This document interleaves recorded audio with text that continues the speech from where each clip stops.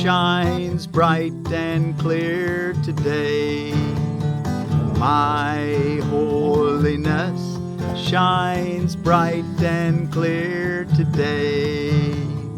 Today I wake with joy, expecting but the happy things of God.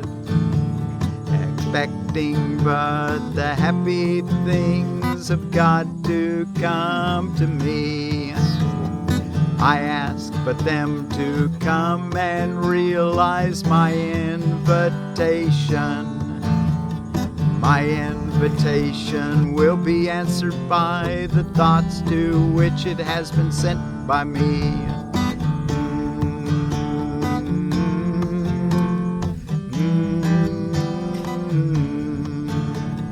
Today I wake with joy, expecting but the happy things of God. Expecting but the happy things of God to come to me. Come to me. I ask but them to come and realize my invitation. My invitation will be answered by the thoughts to which it has been sent by me.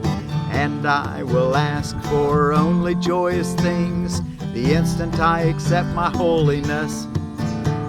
And I will ask for only joyous things the instant I accept my holiness.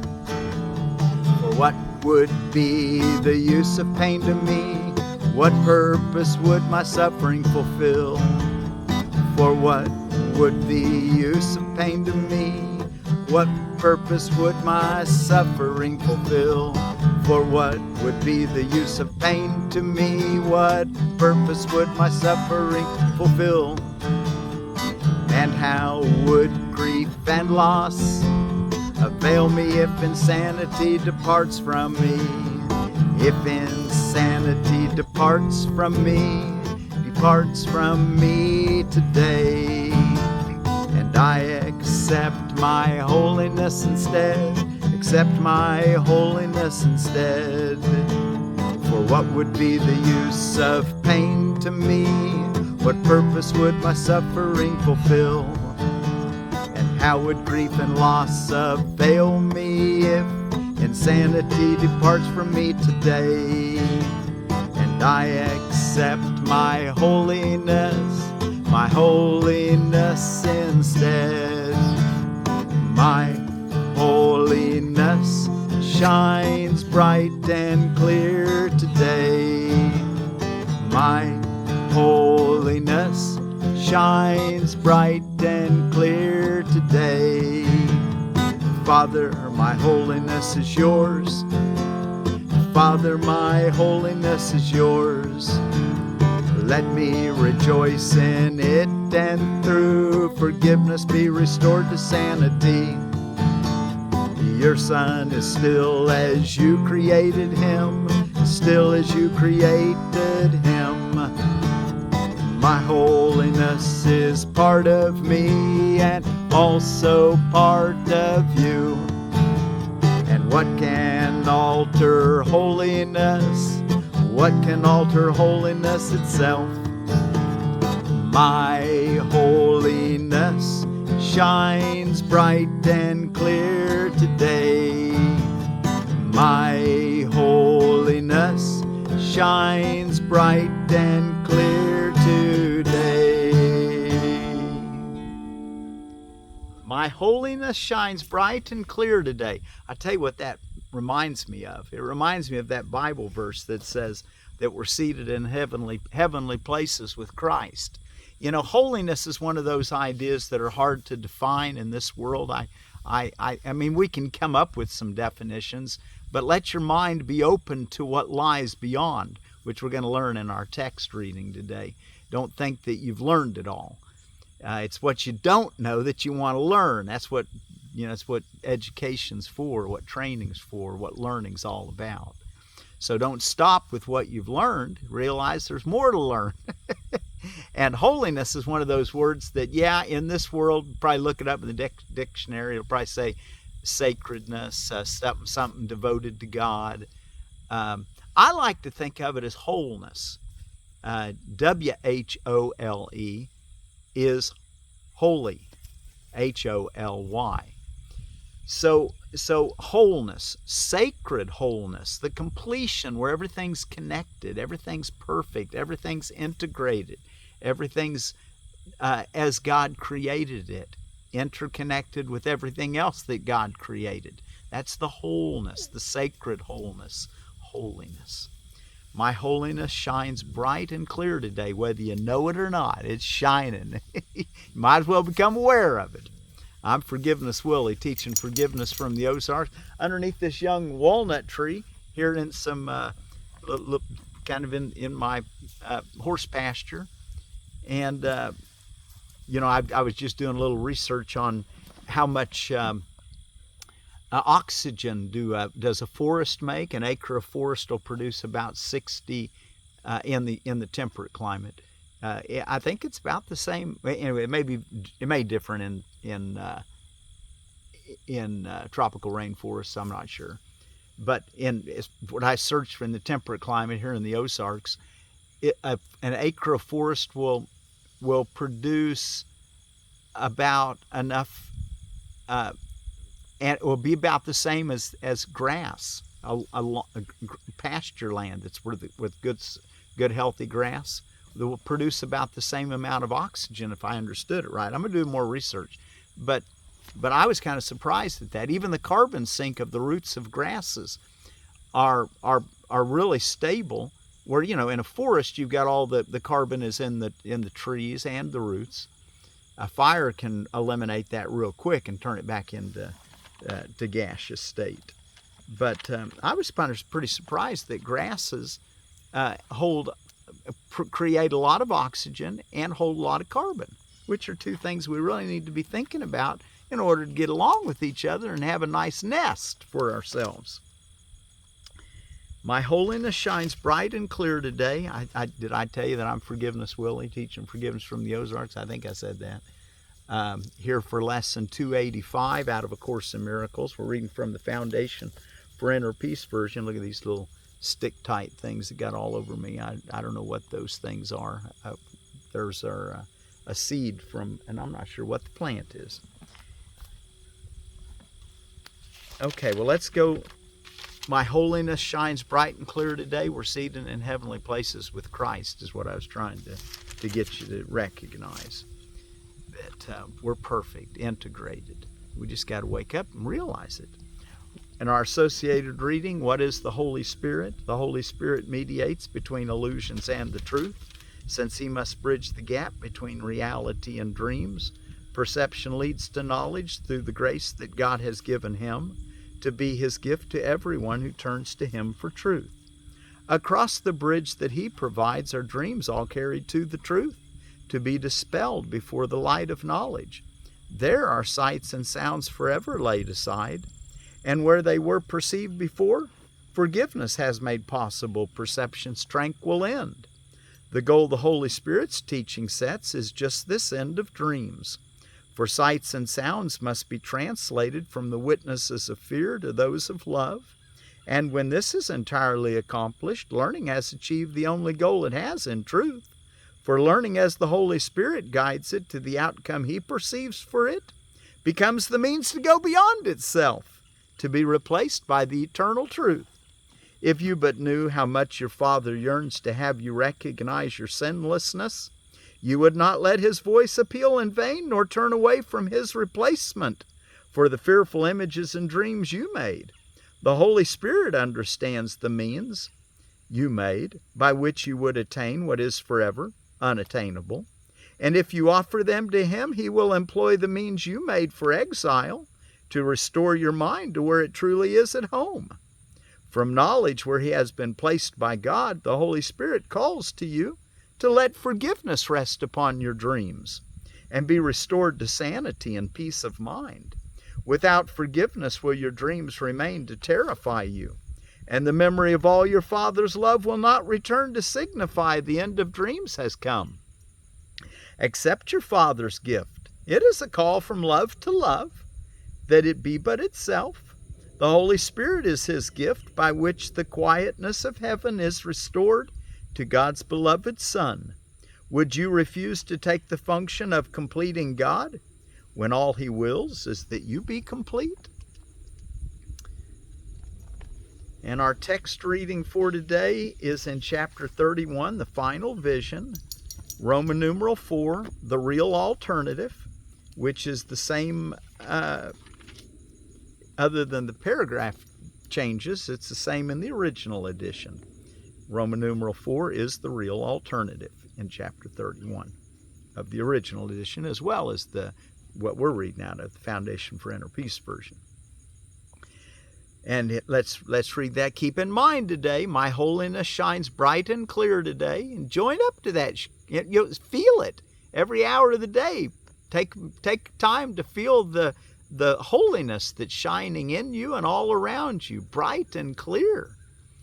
And during those hourly checkups, strive for the top of the hour. But during the hour sometime, tell yourself, my holiness shines bright and clear, and then be sure it is shining. Are you happy?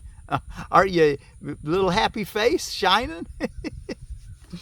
If not, ask God for help. Let the Holy Spirit change those dreams of sorrow into dreams of joy, using forgiveness.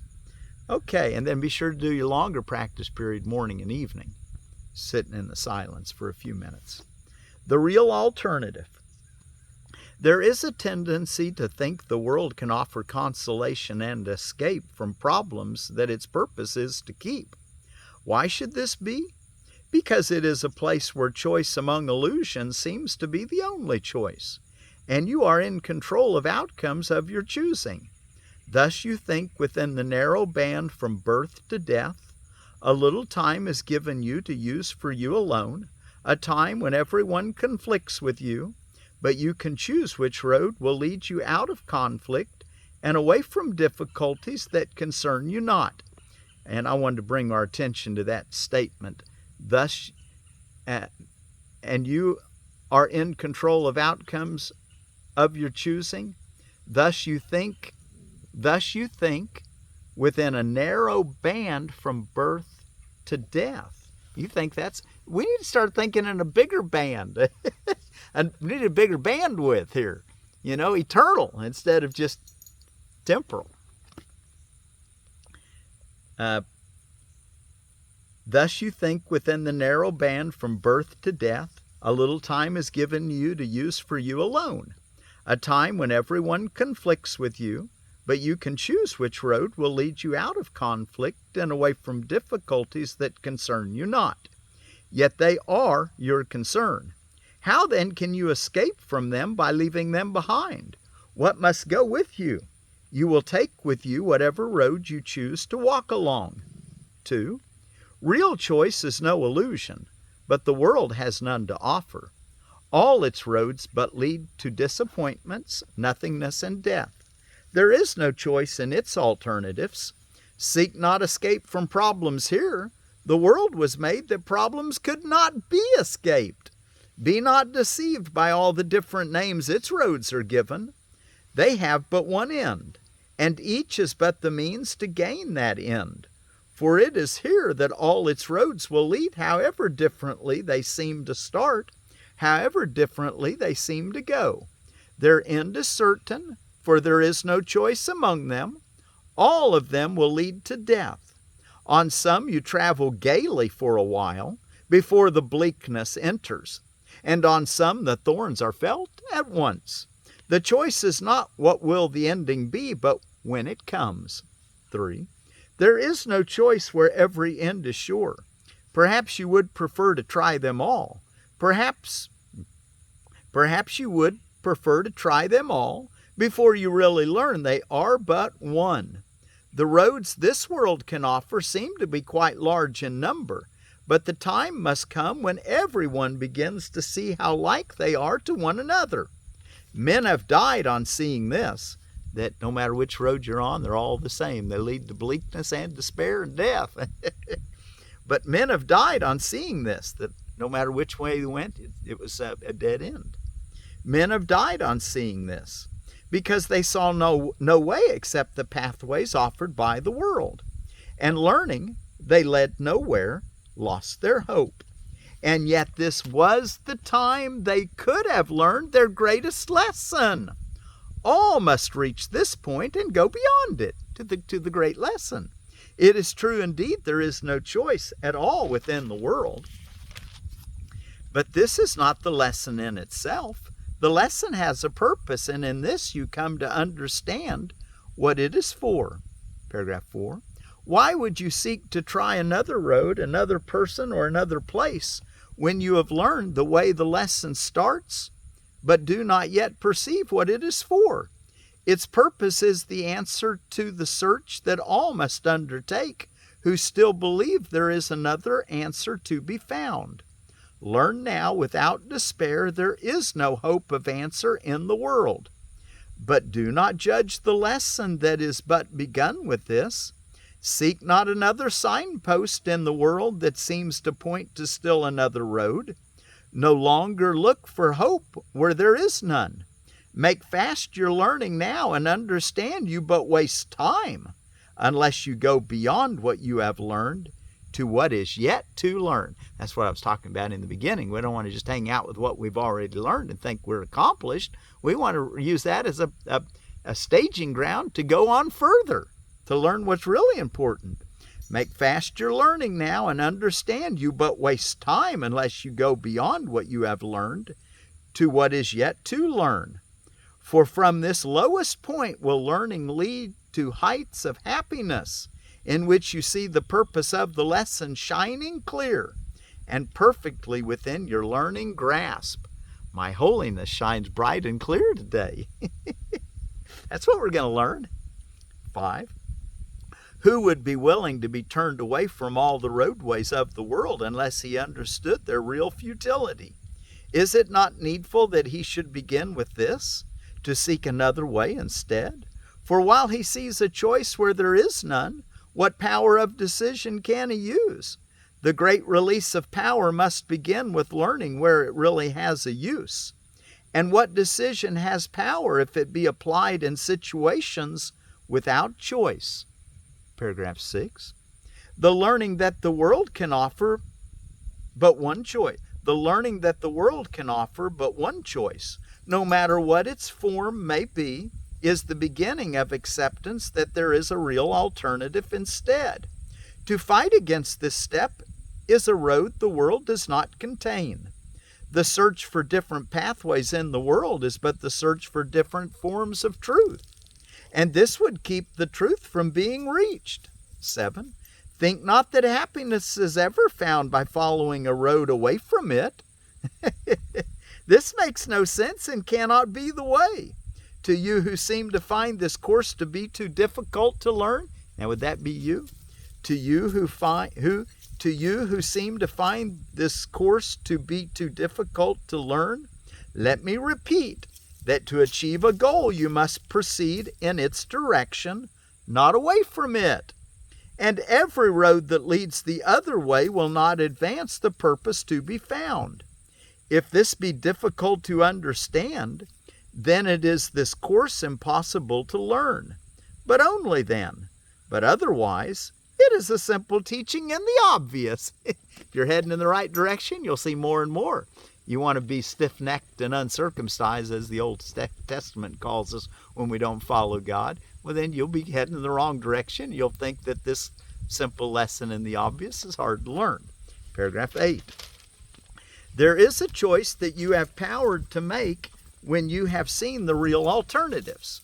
Until that power is reached, you have no choice, and you can but decide how you would choose the better to deceive yourself again. How do you better deceive yourself again? This course attempts to teach no more than that the power of decision cannot lie in choosing different forms of what is still the same illusion and the same mistake. All choices in the world depend on this. You choose between your brother and yourself, and you will gain as much as he will lose, and what you lose is what is given him. How utterly opposed to truth is this, when all the lesson's purpose is to teach that what your brother loses you have lost, and what he gains is what is given you. That's the direction we want to head. That's what makes the learning easy to understand, when you truly want to offer love to everyone. Love your neighbor as yourself again, right here. Paragraph 9. He has not left his thoughts, but you forgot his presence and remembered not his love. No pathway in the world can lead to him, nor any worldly goal be one with his. What road in all the world will lead within, when every road was made to separate the journey from the purpose it must have, unless it be but futile wandering? All roads that lead away from what you are will lead you to confusion and despair. Yet has he never left his thoughts to die, without their source forever in themselves? God's thoughts are still in your thoughts. His source is that's why we want to take those quiet times to get in touch with our true thoughts, instead of the make-believe illusions of separation that we've conjured up. Paragraph 10, the last paragraph. He has not left his thoughts. He could no more depart from them that they could keep him out. He has not left his thoughts. He could no more depart from them than they could keep him out. In unity with him do they abide, and in their oneness both are kept complete. There is no road that leads away from him. A journey from yourself does not exist. How foolish and insane it is to think that there could be a road with such an aim. Where could it go? And how could you be made to travel on it, walking there without your own reality at one with you? The last paragraph, 11. Forgive yourself your madness and forget all senseless journeys and all goalless aims. They have no meaning. You cannot escape from what you are, for God is merciful and did not let his Son abandon him. For what he is, be thankful, for in that is your escape from madness and from death. For God is merciful and did not let his Son abandon him. For what he is, be thankful, for in that is your escape from madness and from death. Nowhere but where he is can you be found. There is no path that does not lead to him. Even those dead ends just simply show you the confusion that you were on and help you make a new choice. Okay, let's see. I wanted to tell you before we go reading or before we go back and look at our text. Let's see what's going on around the world. But before I do, I listened to a 15-minute and 36-second near-death experience by Hannah Collins that I'd encourage you to listen to. It's called "Murder Victim Dies and Jesus Shows Her Exactly What's Coming Next to America." Basically, it's what we're learning. I think that the world needs to hear this, and I think our brother Charlie Kirk that made his crossing, I think he had the right attitude, the right spirit. He really wanted to live for Jesus. Well, isn't that what we're wanting to do? Live for God? Call it Yahshua or Jesus or Christ, or even if it's some other religion. That devotion to your Creator is what I saw in Charlie Kirk, and I think he would have come to these answers had he kept studying, because he had the willingness to listen to other people's sides. That's what we all need to do. Anyway, I would encourage you to listen to Hannah Collins' story. I'll put the link in the description below. Out of edible landscaping, we've got another, this one is a horseradish, the Armoraceae rusticana. And it says of the horseradish is a perennial growing to 30 inches tall and putting down long, thick white roots which are grated to make a fiery sauce. Roots mature in 150 days. Roots are harvested throughout the winter in Zone 7.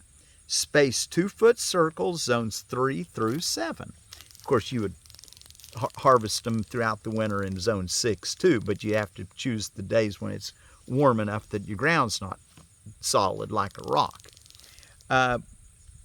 Today is the 7th of the 8 days of Sukkot, the feast of for the Jews, the tabernacle camp meeting time. 8 days. I think today's the 7th day. Milad, Syedna, Mohammed, Burhanuddin, which is an Islamic holiday of the Dawoodi Bohra community. Clergy and Pastor Appreciation Day I found on Holidays and Observances. So thank your clergy and your pastors. Cookbook Launch Day. Day of the 6 billion was on this day in 1999. Now we're up to 8 billion as of November the 15th of 2022.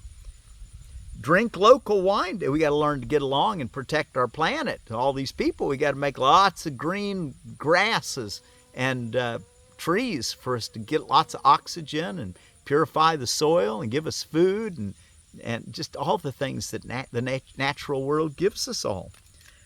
Let's multiply. Listen, Jane Goodall, bless her, that just crossed over, and her last message was let's with little increments with billions of people makes for big changes. So let's do the little part of taking care of our part of the planet. Father-Daughter Day, Drink Local Wine Day, Free Thought Day, which was the end of the Salem witch trials in the, I forget what year, 16 something, when Governor William Phipps said that spectral evidence, basically visions, should not count in courts of law. International Moment of Frustration Scream Day. Farmer's Day and Old Farmer's Day, Gumbo Day, Savings Day, Spanish Language Day, which is word for peace is pass. World Arthritis Day. You might try some honeybee stings I've heard people use for that. International Day Against Digital Rights Management, DRM. And our word for peace is from the Serbi people of Bosnia and Herzegovina. And they're on the Danube, the Sava, and the Morava rivers. And it's Mir. Mir be with you. Do we have time for our song? We'll at least see what we can do. My holiness shines bright and clear today. Today I wake with joy expecting but the happy things of God to come to me. I ask but them to come and realize my invitation will be answered by the thoughts to which